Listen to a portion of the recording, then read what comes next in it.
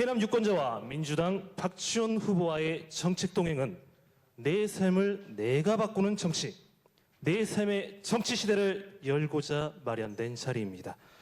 오늘 제22대 총선 해남 완도 진도 더불어민주당 박지원 후보와의 정책 동행 기분 좋게 시작하겠습니다. 우리 박수 한번 칠까요? 네.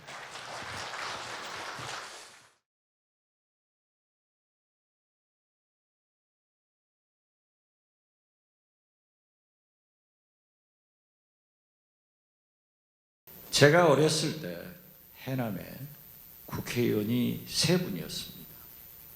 그렇기 때문에 그때는 10만 선량이라고 했기 때문에 아마 거의 30만이 되지 않았을까. 그러다가 제가 자라면서 보니까 해남군이 진도가 또 완도가 붙었습니다. 또 이번에는 다행히 해결이 됐지만은 영암이 붙어서 한 선거구가 될 뻔했습니다. 제가 처음 10개월 전에 왔을 때 해남 인구가 6만 6, 7천 이런 말씀을 드렸는데 이제 6만 4천대로 내려갔고, 그러면 이것을 어떻게 해결할 것인가? 왕도가 없다고 생각합니다. 이건 단순히 해남군의 문제가 아니고 우리 국가 전체의 문제가 된다고 생각합니다. 그래서 우리는 인구 소멸을 방지하기 위해서는 첫째, 젊은이들이 살게 만들어줘야 됩니다. 젊은이들이 살게 하기 위해서는 일자리 창출이 많아져야 되고, 또 젊은 사람들이 사는데 애를 낳으면은 애를 잘 키울 수 있도록 도와주는 그런 시설이 필요하지 않은가 이렇게 생각합니다. 지금 국가에서 많은 예산을 투입하고 있지만은 특별하게 방법이 없다 이걸 봅니다.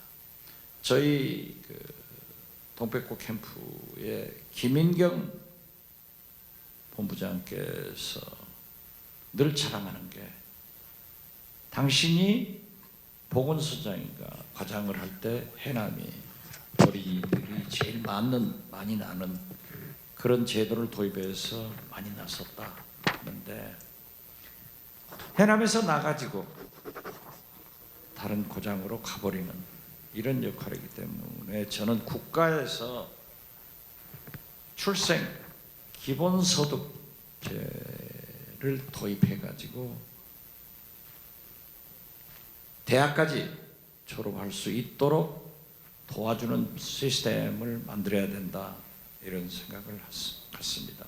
어떻게 됐든 최근에 보면은 강진군 같은 곳에서 상당히 많이 도와가지고 인구가 증가하고 있다고 하는데, 해남도 어린이 수당 같은 것을 더 배가시키고, 또 특히 어린 자제를 둔 학부모들을 만나보면은 애들이 놀 곳이 없다, 즉 키즈 카페가 없다고 얘기를 합니다. 그렇기 때문에 저는 해남 완도 진도 이러한 것은 군 단위로 어린 애들이 노는 키즈 카페를 만들지만은 아이들은 아무리 좋은 장난감도 이틀 이상 가지고 놀지 않습니다. 그렇기 때문에 3개 군이 나이별로 키즈 카페를 만들어서 활용하고, 또 영암 후보님 저희가 또 질문하셔야 많으니까 강진까지는 교육청에서 더 큰 대형 키즈 카페 같은 것을 만들면 어떨까 하는 생각을 갖는데, 어떻게 됐든 저는 출생 기본소득제를 도입하는 것이 좋겠다. 그래서 만약 국회에 가면은 그러한 일을 우리 민주당에서 추진하겠다 이렇게 말씀드립니다.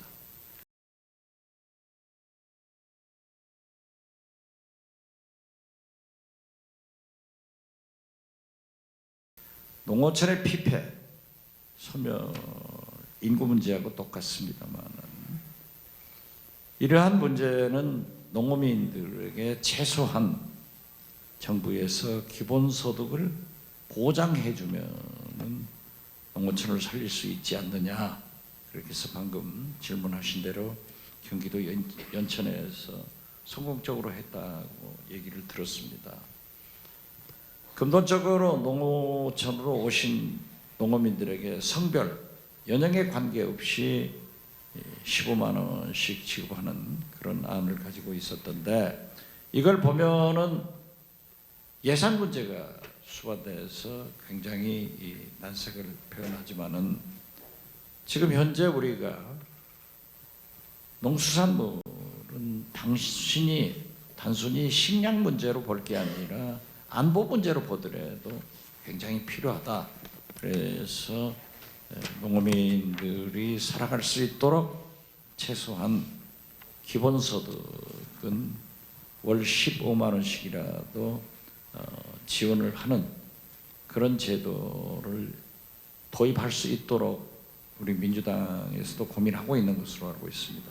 그렇지만 모든 공직자들의 답변은 한결같이 모든 것은 예산의 핑계를 대고 있습니다. 그래서 그러한 문제도 결국 정권이 바뀌어야만이 대통령의 생각이 바뀌어야만이 이루어질 수 있다. 저는 그렇게 생각하고 근본적으로 제가 협약했던 대로 농어촌 문제를 해결하는 데는 기본소득을 도입하는 데 노력하겠다 하는 말씀으로 답변을 대신하겠습니다.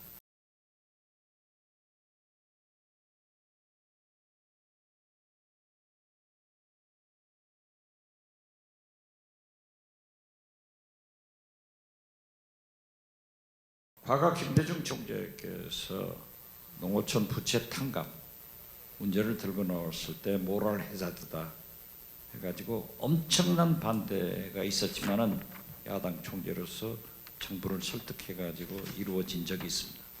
만약 그때 농어촌 부채 탕감이 이루어지지 않았으면 오늘날 농어촌이 존재할 수 있을까 이렇게 생각합니다. 제가 원내대표를 할 때 한 EU FTA를 체결하는데 재래시장을 문제가 부각됐을 때 구라파에서는 재래시장을 전통시장 문화로 보존을 하고 있어서 우리 재래시장을 전통시장으로 고쳐 불렀고 또 직불금제가 쌀만 이루어졌을 때 팥작물까지 이루어지도록 한 적이 있습니다.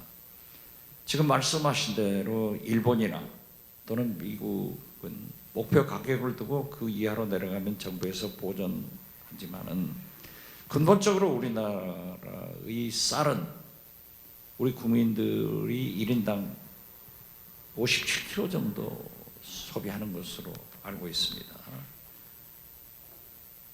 거듭 말씀드리지만은 특히 해남은 농수산물로 모든 것이 이루어지고 있는데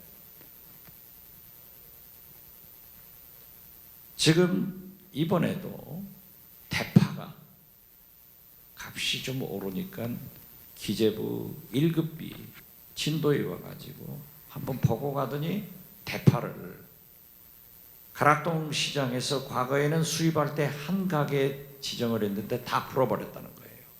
이번에 과일값이 사과 하나 10,000원이니까 윤석열 대통령이 어제 다 수입해라.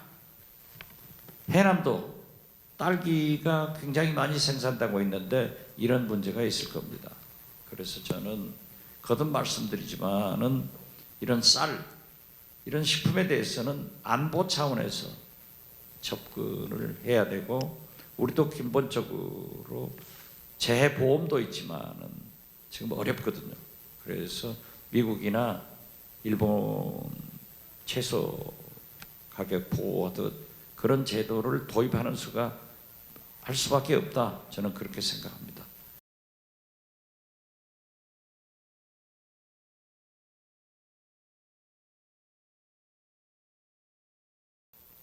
제가 해남에서 다니면서 그런 얘기를 했습니다만은 우리가 지금 정부 정책이 대개 생산에 역점을 두고 있습니다. 그런데 보니까 해남에서 쌀, 배추, 또 수산물도 역시 생산에는 지금 현재의 농어민들이 잘 하고 있다고 봅니다. 그런데 이 유통 과정에서 문제가 생기는데 그 유통 과정을 자본주의 원칙에 의거해서 굉장히 정부가 간섭하기는 어려울 것 같습니다.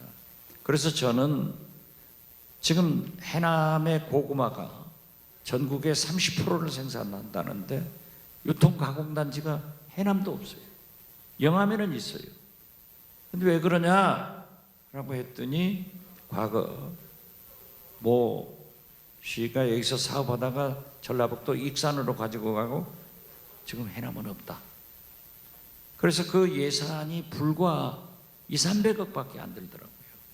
그래서 저는 예를 들면은 그러한 유통을 개선시키기 위해서는 유통 가공단지를 만들어서 직접 판매하는 거다. 또 지금 보면은 전복이 해남완도 진도 신안에서 전국의 90%가 생산됩니다.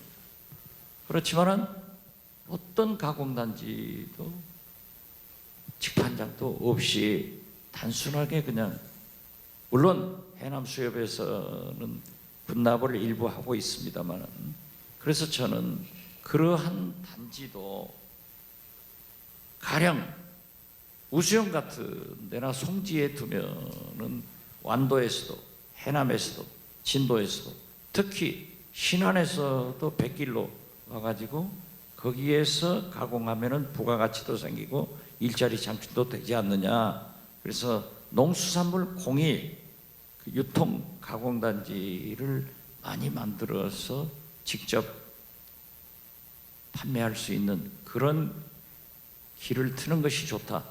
절대 지금은 생산보다는 유통에 가공에 더 역점을 두는 것이 좋지 않을까, 이런 생각을 갖습니다.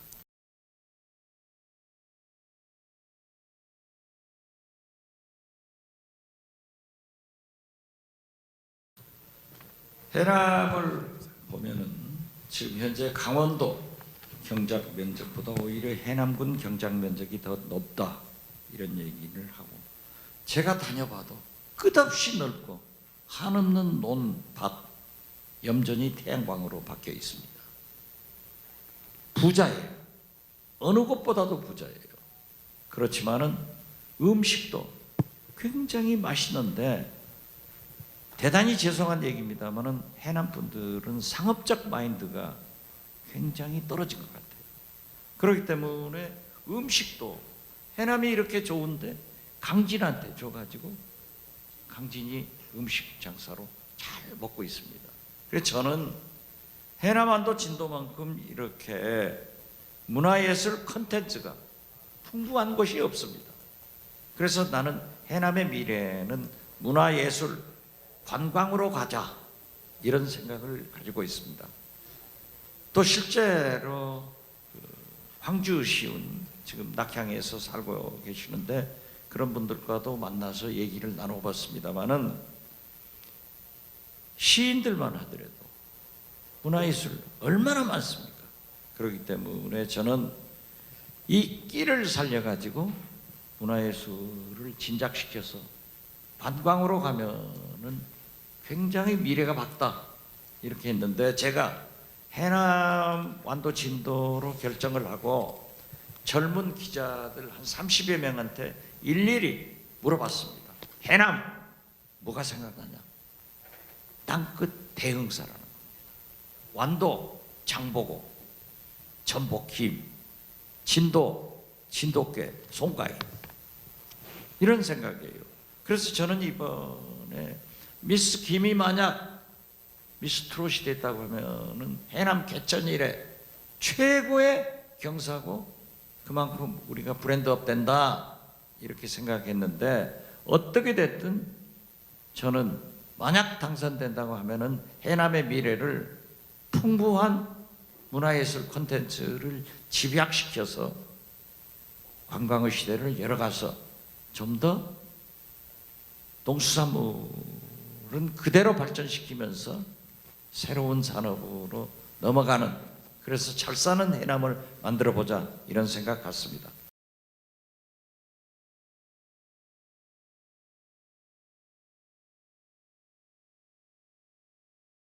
저희 어머님도 36에 홀로 드셔가지고 저희 사남매를 농사를 지어서 가르쳤습니다. 누구보다도 농민들의 아픔을 잘 알고 있습니다. 쌀값은 그대로인데 비료, 농기구 값은 엄청나게 상승되고 있습니다. 그것을 잘 알고 있는 정부에서 관심이 없습니다. 그렇기 때문에 저는 쌀값 안정을 위해서 해남 농민회에서나 전라남도 도청 앞에 와서 데모를 하면 여기서 할 필요 없습니다. 서울에 와서 하세요. 그래서 같이 하고 있습니다. 그런데 어떻게 됐든 이 비료값이나 농기구 문제에 대해서는 앞으로 농협에서 잘 관리할 수 있도록 그런 방법을 찾아보는 것이 더 바람직하지 않을까, 이런 생각을 갖습니다. 관심 갖도록 하겠습니다.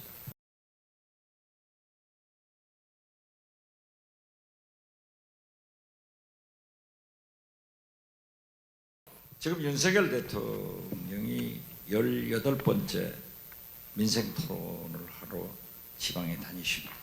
물론 우리 전남에 와서는 전남의 의과대학을 설립해 주겠다 약속한 것은 저는 굉장히 잘하셨다 해서 잘했다고 했더니 박지원도 칭찬하는 날이 있다, 이런 얘기를 들었습니다마는 소상공인 중소기업 정책에 대해서는 진짜 대책이 없습니다. 지금 현재 그렇게 다니면서 약속한 게 약 1000조 정도가 되는 것 같아요. 우리나라 예산이 600~700조인데 그 많은 1000조를 어떻게 만드는지, 저는 김건희 여사가 뇌물 받은 보관 창고에 있다 하는데 제가 청와대 5년 있었지만 그런 창고 없습니다. 윤석열 대통령이 별도로 조폐공사를 가지고 있지 않는가 할 정도입니다. 그래서 우리 민주당에서는 이번에 제22대 총선 공약으로 소상공인 자영업자의 금리 및 고정비용, 임대료, 에너지 등을 말씀드리는 겁니다. 이것을 줄이고 매출을 올리는 정책을 내놓았습니다. 그래서 그 공약집을 한번 보시면은 그래도 희망이 있을 것이다, 이런 생각 같습니다.